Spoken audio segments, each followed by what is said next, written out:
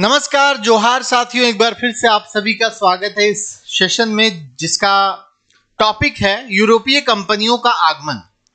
Jharkhand TET परीक्षा के लिहाज से चाहे वो एसएसटी का पेपर हो 6 to 8 का या फिर 1 to 5 का जनरल स्टडी का पेपर हो, दोनों के लिए ये टॉपिक महत्वपूर्ण है। ठीक है, तो आइए इस टॉपिक पर हम कुछ सवाल जवाब करते हैं।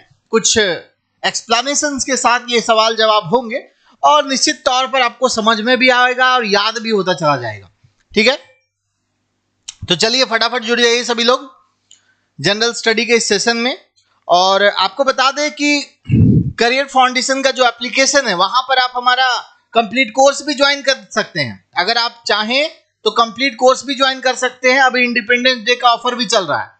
ठीक है, इंडिपेंडेंस डे का ऑफर शुरू हो गया है जिसमें 6 to 8 का कोर्स फी बहुत कम कर दिया गया है और 1 to 5 का कोर्स फी भी कम कर दिया गया है। लैंग्वेज पेपर मात्र 399 में अवेलेबल है ना। तो आप लोग जो लोग भी ज्वाइन करना चाहते हैं ज्वाइन कर सकते हैं अभी, क्योंकि अभी स्वतंत्रता दिवस है, स्वतंत्रता दिवस आने वाला है और उसका ऑफर भी हम लोगों ने निकाल दिया है। ठीक है, चलिए तो शुरुआत करते हैं दोस्तों। क्वेश्चन पे आते हैं। सवाल नंबर 1 आप सभी के स्क्रीन पर है कि वास्को डिगामा के बारे में पूछा जा रहा है। वास्को डिगामा कालीकट किस वर्ष आया था? ठीक है दोस्तों, आप सभी पढ़े भी होंगे कि भारत की खोज किसने की। ठीक है ना, पढ़े कि नहीं पढ़े हैं? भारत की खोज किसने की? तो इसका मतलब यह नहीं होता है कि भारत नहीं था पहले। भारत तो था ही अपने जगह पर, मगर किसी यूरोपियों के द्वारा भारत की खोज किसके द्वारा की गई थी यह पूछा जाता है। तो साथियों आपको बता दें थोड़ा सा यहां पर कॉन्सेप्ट क्या है। यहां पर हमारा इंडिया है, यहां पर आपका अफ्रीका है यहां पर, ठीक है, और यहां पर था यूरोप। भारत का पहले से भी रोम के साथ व्यापार हुआ करता था, है ना, लेकिन कस्तुतुनिया पर आक्रमण के समय से ही वो व्यापार का जो मार्ग है वो टूट गया और रोम के साथ हमारा व्यापार बंद हो गया। उसके बाद एक पुर्तगाली यात्री वास्को डिगामा, एक पुर्तगाली यात्री जिसका नाम वास्को डिगामा था, उस वास्को डिगामा जो है वो अमेरिका के खोज में निकला। ठीक है, वास्को डिगामा किसकी खोज में निकला था? अमेरिका के खोज में निकला था, मगर वो भटक गया, रास्ता भटक गया और रास्ता भटकते भटकते वो भारत पहुंच जाता है 1498 में। ठीक है,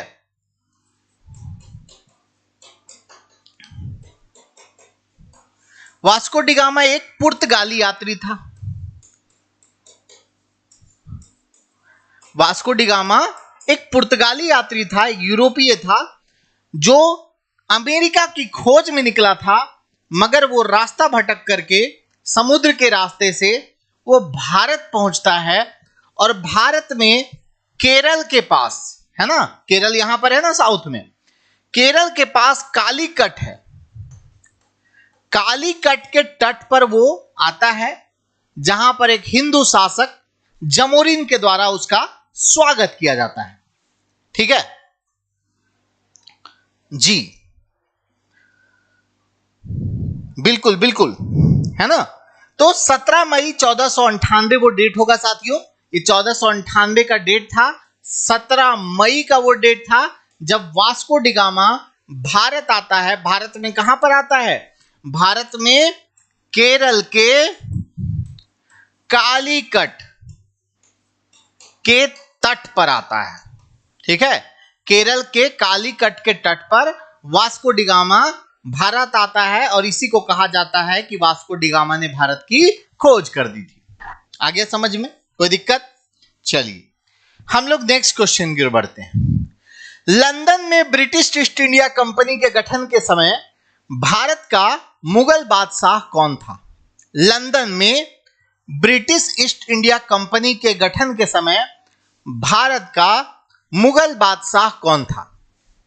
तो आप सभी पढ़े होंगे दोस्तों कि ब्रिटिश ईस्ट इंडिया कंपनी की स्थापना 1600 ईस्वी में हुई थी। ठीक है, कब हुई थी? ब्रिटिश ईस्ट इंडिया कंपनी की स्थापना कब हुई थी लंदन में? 31 दिसंबर 1600 ईस्वी को ब्रिटिश ईस्ट इंडिया कंपनी की स्थापना होती है दोस्तों। और उस समय पूछा जा रहा है, बताइए आप लोग 1600 ईस्वी में कौन था शासक? ये तो आराम से बता सकते हैं आप लोग। तो ब्रिटिश ईस्ट इंडिया कंपनी की जिस समय स्थापना हुई थी उस समय भारत में अकबर का शासन चल रहा था। ठीक है, क्लियर है सभी को? ब्रिटिश ईस्ट इंडिया कंपनी की जिस समय स्थापना हुई थी दोस्तों उस समय भारत में किसका शासन चल रहा था? उस समय भारत में अकबर का शासन चल रहा था, क्योंकि आप सभी को पता है कि अकबर का शासन 1555 से लेकर के 1605 ईस्वी के बीच अकबर का शासन काल रहा है। कब से कब तक? 1555 से 1605 ईस्वी तक अकबर का शासन काल रहा है। याद रखना आप सभी को। तो जिस समय ब्रिटिश ईस्ट इंडिया कंपनी की स्थापना लंदन में की गई थी उस समय भारत में अकबर का शासन चल रहा था। ठीक है, कोई दिक्कत? गुड इवनिंग पूनम जी, गुड इवनिंग सभी को, गुड इवनिंग सभी को, जोहार जो लोग बाद में जुड़ रहे हैं। क्लियर है सभी को? ईस्ट इंडिया कंपनी की स्थापना कब हुई थी? ईस्ट इंडिया कंपनी की स्थापना जिस समय महारानी एलिजाबेथ का शासन था, महारानी एलिजाबेथ के समय 31 दिसंबर 1600 ईस्वी को ईस्ट इंडिया कंपनी की स्थापना हुई थी, है ना। चलिए आइए नेक्स्ट बढ़ते हैं। अगला देखिए, भारत में पुर्तगाली शक्ति का वास्तविक संस्थापक किसको माना जाता है? पुर्तगाली तो आ गया था जी, है ना, वास्को डी गामा तो आया था, लेकिन भारत में पुर्तगाली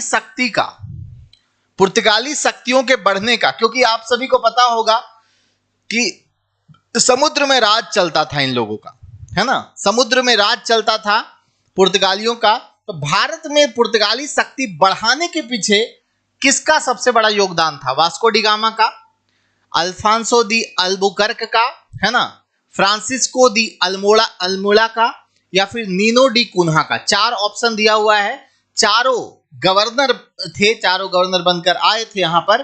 तो आप लोग मुझे बताइए जल्दी से कि भारत में पुर्तगालियों की वास्तविक संस्थापक जो है वो किसको माना जाता है?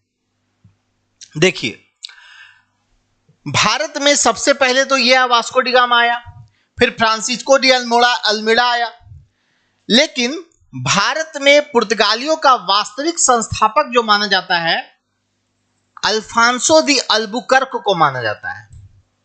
किसको माना जाता है? अल्फांसो दी अल्बुकर्क।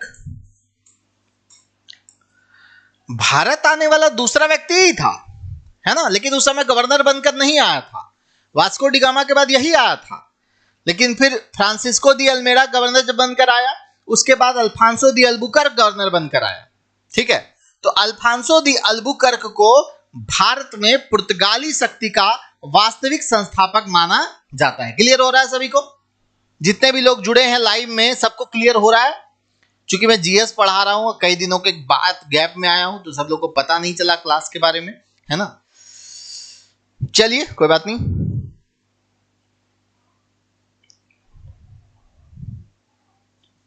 क्यों माना जाता है जी?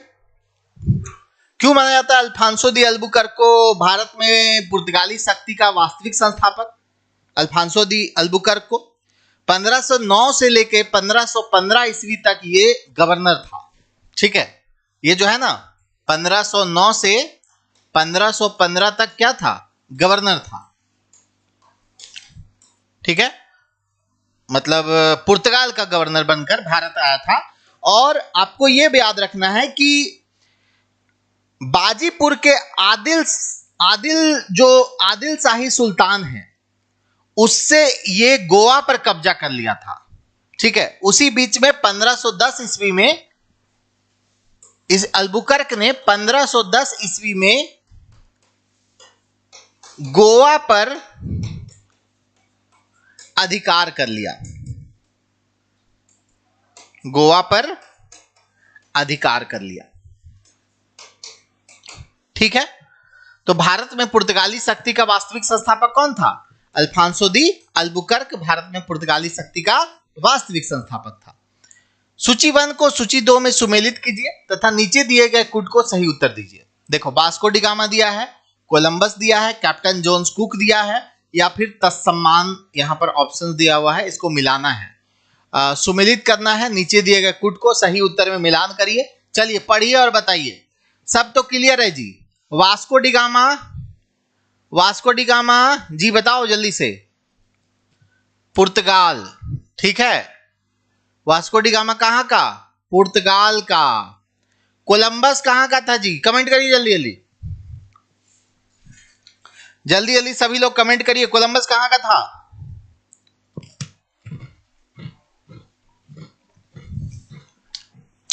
देखिए, कुक जो था वो ब्रिटेन का था। कैप्टन जेम्स कुक जो था ब्रिटेन का।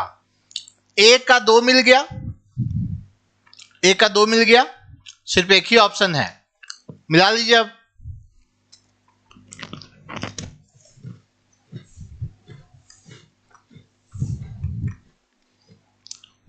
थोड़ी सी मुझे भूख लग रही है, जिस वजह से मैं क्लास के बीच में ही बिस्किट खा ले रहा हूं।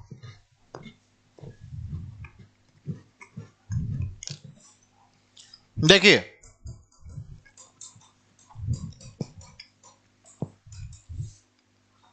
वास्को डी गामा क्या हो जाएगा? पुर्तगाल, ठीक है।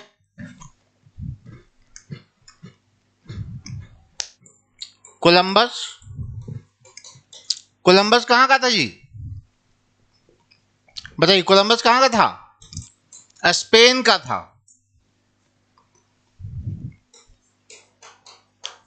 कैप्टन जेम्स कुक कहां का था? ये ब्रिटेन का था। और तत्समान ये कहां का था? हॉलैंड का, ठीक है। चलिए, मुगल दरबार में सन 1717 में भेजे गए अंग्रेज दूत मंडल का प्रमुख कौन था जिसने मुगल सम्राट फर्रुखसियर से शाही फरमान प्राप्त किया था? बताइए। मुगल दरबार में सन 1717 में भेजे गए अंग्रेज दूत मंडल का प्रमुख कौन था जिसने मुगल सम्राट फर्रुखसियर से शाही फरमान प्राप्त किया था? मतलब वहां पे शासन, वहां पे व्यापार करने का शाही फरमान उसको मिल गया था फर्रुखसियर से। वो कौन था? थॉमस पिट था, विलियम हैमिल्टन था, एडवर्ड स्टीफन था, या फिर जॉन सरमन था? बताइए कौन हो जाएगा? क्या हो जाएगा साथियों? देखिए, जॉन सरमन के नेतृत्व में 1715 में कलकत्ता से दिल्ली में मुगल सम्राट फर्रुखसियर हुआ करता था, जॉन सरमन नाम का व्यक्ति के नेतृत्व में अंग्रेज दूत मंडल फर्रुखसियर के पास जाता है और फर्रुखसियर उसको शाही फरमान दे देता है। ठीक है। किस बात का शाही फरमान दोस्तों? किस बात का शाही फरमान दे देता है? बताइए। अरे भाई, बंगाल में व्यापार करने का शाही फरमान, बंगाल में व्यापार करने का शाही फरमान दे देता है। ठीक है ना। कब दिया गया था ये शाही फरमान? 1717 ईस्वी में, जब फर्रुखसियर का शासन, मुगल बादशाह फर्रुखसियर हुआ करता था। ठीक है, आई बात समझ में? कुछ पर्सनल था दोस्तों, उसमें कुछ मेडिकल इशू हुआ करता था जिसका इलाज उसके मित्र के द्वारा किया गया था फर्रुखसियर को, तो इसीलिए उसको शाही फरमान दे दिया। अगला देखिए, ईस्ट इंडिया कंपनी का आरंभिक नारा क्या था? केवल भूभाग, व्यापार और भूभाग, भूभाग नहीं व्यापार, या इनमें से कोई नहीं? चलिए कमेंट करिए, ईस्ट इंडिया कंपनी का आरंभिक नारा इनमें से क्या था?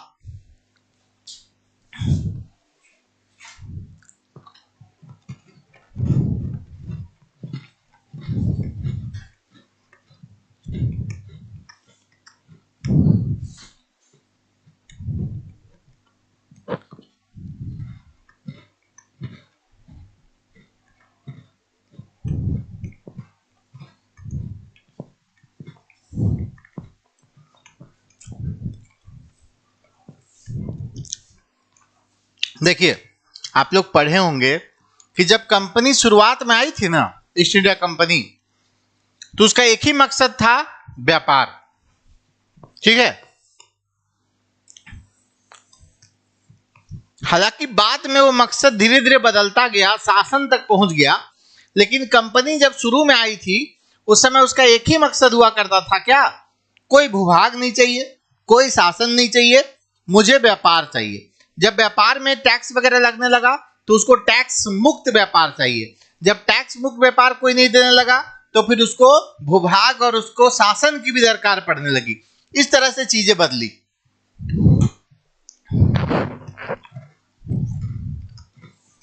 विलियम हॉकिंस किसके शासनकाल में मुगलों के पतनों पर व्यवसाय का अधिकार प्राप्त करने के लिए मुगल दरबार में आया था?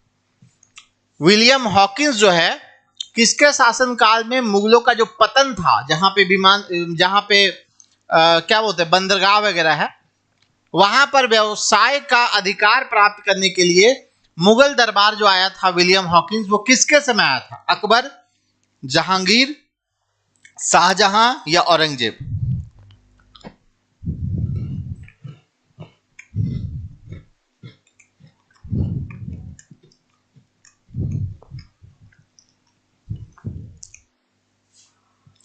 देखिए, यह आया था, कब आया था? 1606 ईस्वी में। और 1606 ईस्वी में किसका शासनकाल आ गया था?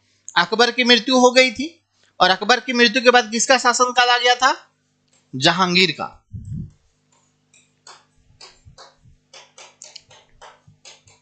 जहांगीर के शासन में। ठीक है, कोई दिक्कत?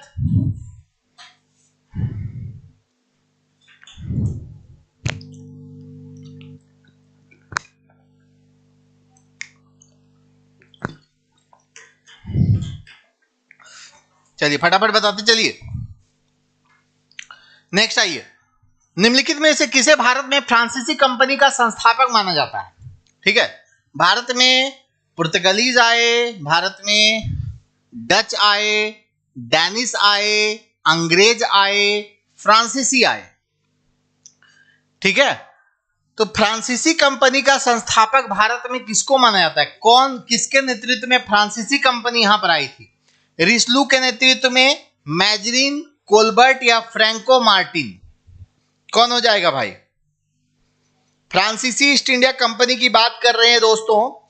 जिस समय लुई 14वां का शासनकाल 1664 ईस्वी में चल रहा था, हाँ, 1664 में लुई 14वां का शासनकाल चल रहा था, उसी में कोलबर्ट नाम का एक मंत्री हुआ करता था। ठीक है, और कोलबर्ट के प्रयास से ही फ्रेंच ईस्ट इंडिया कंपनी की स्थापना होती है। कोलबर्ट के प्रयास से। ये लुई 14वां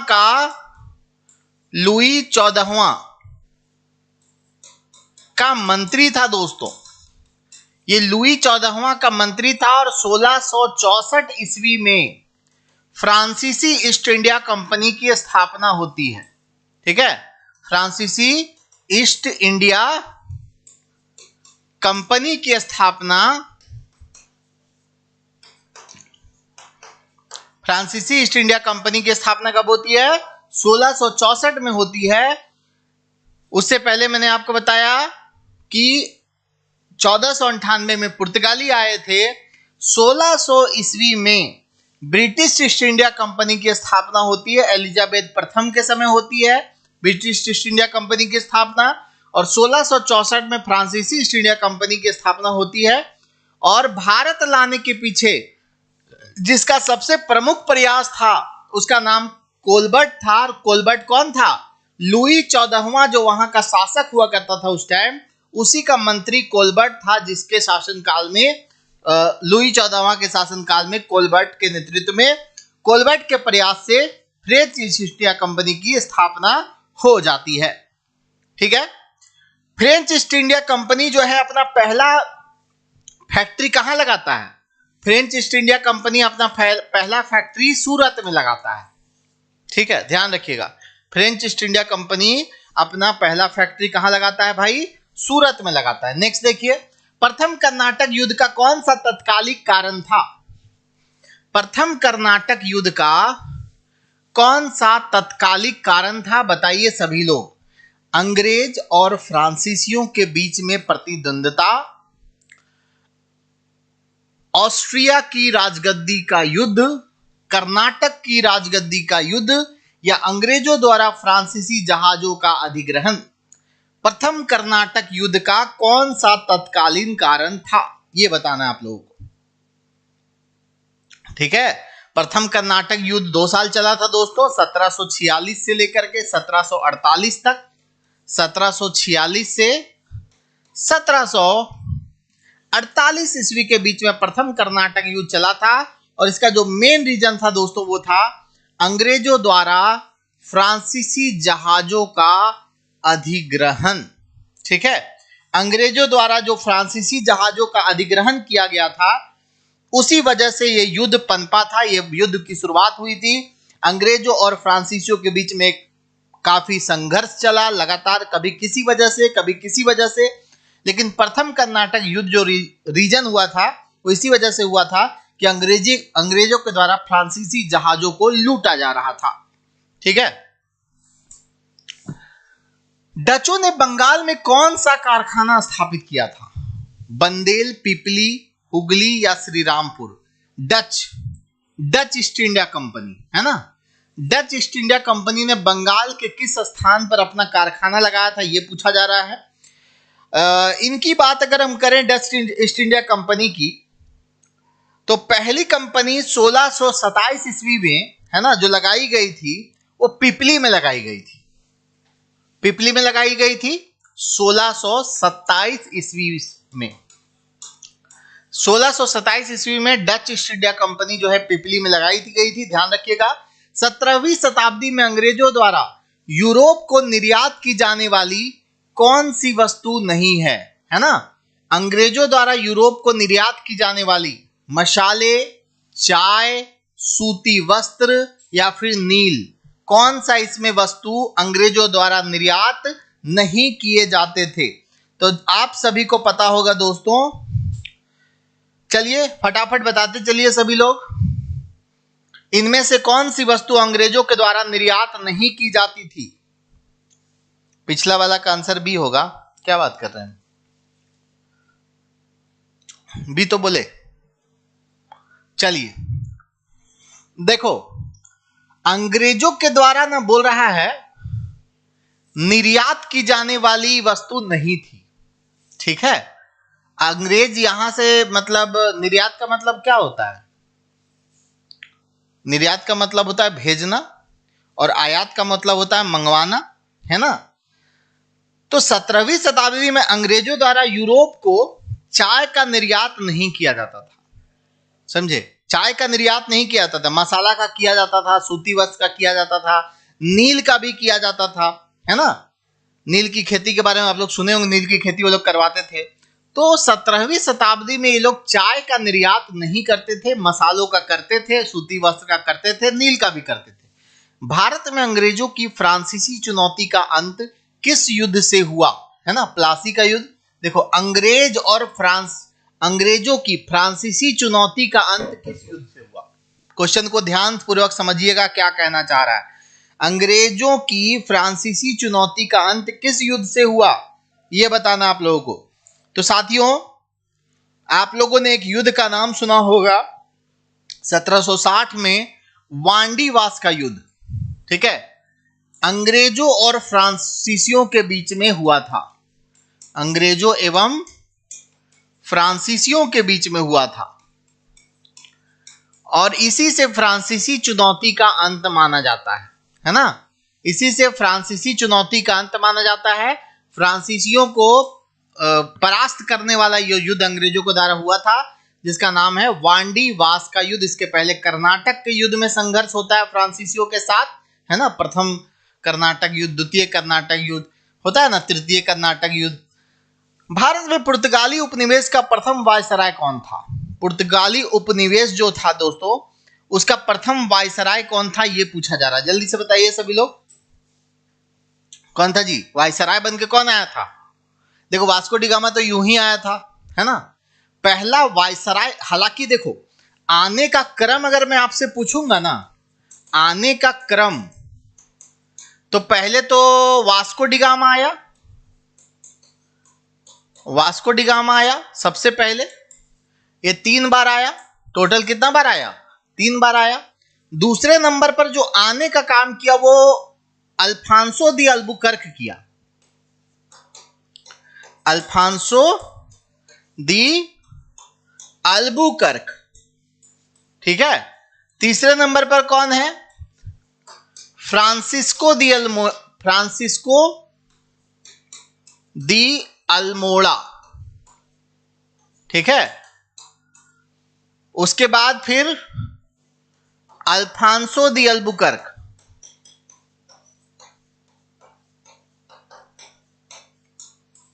तो पूछा यह जा रहा गवर्नर बनकर सबसे पहले कौन आया, ठीक है। तो अल्मोड़ा, फ्रांसिस्को दी अल्मोड़ा जो था ना, पहली बार गवर्नर बनकर आया था। उससे पहले अल्फांसो दी अल्बुकर्क आ गया था एक बार, लेकिन उस समय उसको वायसराय बनाकर नहीं भेजा गया था, ठीक है। वायसराय बनाकर पहली बार फ्रांसिस्को दी अल्मोड़ा आया और दूसरा वायसराय के रूप में अल्फांसो दी अल्बुकर्क आया। लेकिन आने का क्रम ये है, वास्को डी गामा है एक पहली बार, हालांकि 3 बार आया। अल्फांसो दी अल्बुकर्क दूसरे नंबर पर आया, लेकिन वायसराय बनकर नहीं आया था। फ्रांसिस्को दी अल्मेड़ा जब पहली बार आया तो वायसराय बनकर आया, और उसके बाद अल्फांसो दी अल्बुकर्क जो है दूसरा वायसराय बनकर भारत आया था पुर्तगाल की तरफ से। आया बात समझ में कि नहीं आया? जी बिल्कुल, ब्लू वाटर पॉलिसी पुर्तगालियों की ही देन है, पुर्तगालियों के द्वारा ही ब्लू वाटर पॉलिसी, ठीक है। चलिए कोई दिक्कत, आगे बढ़े हम लोग, नेक्स्ट आ जाओ। निम्नलिखित में से कौन सा भारत आने वाला यात्री पुर्तगाल का नहीं था? दुआर्ट बारबोसा, डोमिंगो पायस, पीटर मुंडी या फर्नाओ नुनीज। चलिए 4 ऑप्शन है, इसमें कौन बोल रहा है कि कौन पुर्तगाल का नहीं था? बताइए सभी लोग प्रयास करिए, पढ़िए, लगातार पढ़िए, पढ़ते रहिए, है ना। पढ़ते पढ़ते पढ़ते पढ़ते रिजल्ट होता है ना दोस्तों। तो लगातार पढ़ाई कीजिए मन लगा करके, और हमारे साथ सेशन में जुड़िए। मैं झारखंड जीके भी अब शुरू कर दूंगा, और झारखंड जीके का टाइम यही रखेंगे। ये वाला टाइम जो जनरल स्टडी वाला टाइम है सुबह में कर देंगे 10 या 11 बजे, ठीक है। जीके वाला जो टाइम है ना 10 या 11 बजे कर देते हैं, और आप लोगों का जो झारखंड जीके का टाइम है वो रात को रखते हैं 9 बजे, ठीक है। कल से वही चेंज कर देंगे, ओके। चलिए क्या हो जाएगा? पीटर मुंडी हो जाएगा जी। क्या हो जाएगा? पीटर मुंडी। पीटर मुंडी पुर्तगाली यात्री नहीं था, पुर्तगाल का नहीं था, तो कहां का था जी पीटर मुंडी? पीटर मुंडी कहां का था? ब्रिटिश व्यापारी था। पीटर मुंडी जो था वो ब्रिटिश व्यापारी था,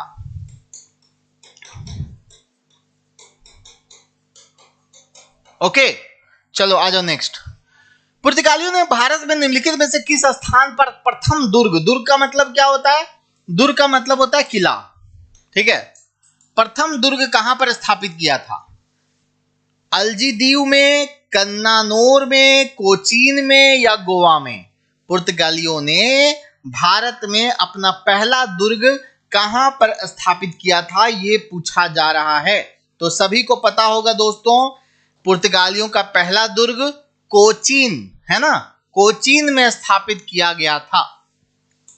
हालांकि पुर्तगालियों के द्वारा गोवा शहर पर कब्जा करने के बाद उनकी ताकत यहां पर बढ़ गई थी, मगर उसका पहला दुर्ग जो स्थापित किया गया था वो कोचीन में किया गया था दोस्तों, ठीक है ना।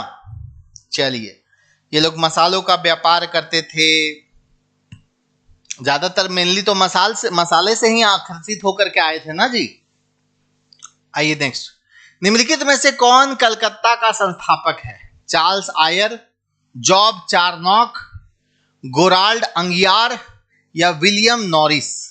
कलकत्ता शहर का संस्थापक इनमें से किनको माना जाता है जी बताइए। कलकत्ता शहर का संस्थापक तो आप लोग नाम तो सुन ही रखे होंगे पहले भी, जॉब चार्नक है। जॉब चार्नक ही कलकत्ता शहर का संस्थापक है, पढ़े कि नहीं आप लोग? बाकी जो नाम दिया वो किस किस शहर का संस्थापक है? ऑप्शन में ऐसा ही दिया हुआ, आप लोग कमेंट करके बताइएगा कलकत्ता का संस्थापक कौन है? जॉब चार्नक है। निम्न में से किस स्थान पर भारत में प्रथम नगर निगम स्थापित किया गया था? भारत का पहला नगर निगम, जी कमेंट करो, ये आसान क्वेश्चन है, काफी आसान क्वेश्चन है। बताओ सभी लोग, भारत का पहला नगर निगम किस शहर में स्थापित किया गया था जी? क्या बात है, क्या बात है, बहुत बढ़िया। देखो, भारत का पहला नगर निगम जो है मद्रास में स्थापित किया गया था। ठीक है, नेक्स्ट आइए। निम्नलिखित ब्रिटिश कंपनियों में से किसे भारत में व्यापार करने का पहला अधिकार पत्र प्राप्त हुआ? जितनी भी कंपनियां आई उसमें से किस कंपनी को भारत में सबसे पहले व्यापार करने का अधिकार प्राप्त हुआ था, ये आपसे पूछा जा रहा है। ठीक है, और वो कंपनी जो थी वो कहां की थी जी, ये भी बता दीजिए सभी लोग। सबसे पहले व्यापार करने का अधिकार किस कंपनी को प्राप्त हुआ था? जितनी भी कंपनियां, यूरोपीय कंपनियां यहां पर ब्रिटिश कंपनियां आई थी, तो ब्रिटिश कंपनियों में सबसे पहले व्यापार करने का अधिकार जो प्राप्त हुआ था, काफी पहले की बात है, ये 1593 की ही बात है ना, 1593 की ही बात है, मतलब 1600 ईस्वी से पहले की बात है। 1600 ईस्वी में ब्रिटिश ईस्ट इंडिया कंपनी की स्थापना होती है, लेकिन उससे पहले लिवेंट कंपनी को भारत में व्यापार करने के लिए स्थल मिल गया था, है ना, ये भी ब्रिटिश कंपनी थी। 1600 ईस्वी में ब्रिटिश ईस्ट इंडिया कंपनी की स्थापना होती है, उससे पहले ही एक कंपनी थी लिवेंट। लिवेंट को 1593 में ही भारत में व्यापार करने का अधिकार मिल गया था। 1593 ईस्वी में ही भारत में व्यापार करने का अधिकार मिल चुका था। ठीक है ना साथियों। बाकी 31 दिसंबर 1600 ईस्वी को जो ब्रिटिश एलिजाबेथ प्रथम के समय the governor and company of the merchant of London trading and into the east India company, काफी लंबा नाम है ईस्ट इंडिया कंपनी, हम लोग शॉर्ट में बोलते हैं। 1600 में उसकी स्थापना होती है और समुद्र मार्ग से वो भारत की ओर आता है 1600 के बाद। ठीक है, नेक्स्ट देखिए, भारत के साथ व्यापार के लिए सर्वप्रथम संयुक्त पूंजी कंपनी किन लोगों ने आरंभ की थी? है ना, संयुक्त पूंजी मतलब शेयर होता है ना, शेयर मार्केट टाइप से कई लोगों ने पूंजी लगा करके कंपनी की स्थापना करना, वो किन लोगों के द्वारा भारत में शुरू किया गया था, ये पूछा जा रहा है। तो सबसे पहले दोस्तों, जी बिल्कुल, सबसे पहले डचों के द्वारा भारत के साथ व्यापार करने के लिए सर्वप्रथम संयुक्त पूंजी कंपनी 1600 ईस्वी में जो लंदन में स्थित कंपनी थी ना, ईस्ट इंडिया कंपनी, 1600 में डच सेकेंड नंबर में पूछा क्या है जी? पहला पूछा है ना।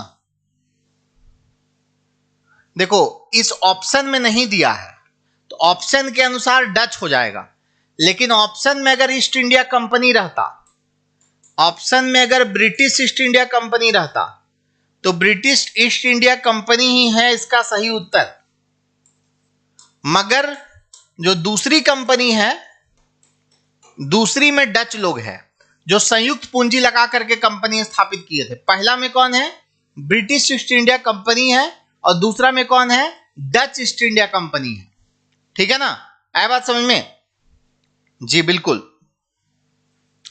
हाँ, ब्रिटिश लोग 1599 में, 1600 मान लीजिए, 1600 में कंपनी जो है पूर्ण रूप से तैयार हो गया था भारत आने के लिए, लेकिन उसके बाद 1602 ईस्वी में डच लोग भी है। ठीक है, 1602 ईस्वी में डच लोग हैं, तो ऑप्शन में तो नहीं दिया है, ब्रिटिश नहीं दिया, तो ब्रिटिश नहीं दिया तो क्या हो जाएगा? डच हो जाएगा। हुगली को बंगाल की खाड़ी में समुद्री लूटपाट के लिए किसने अड्डा बनाया था?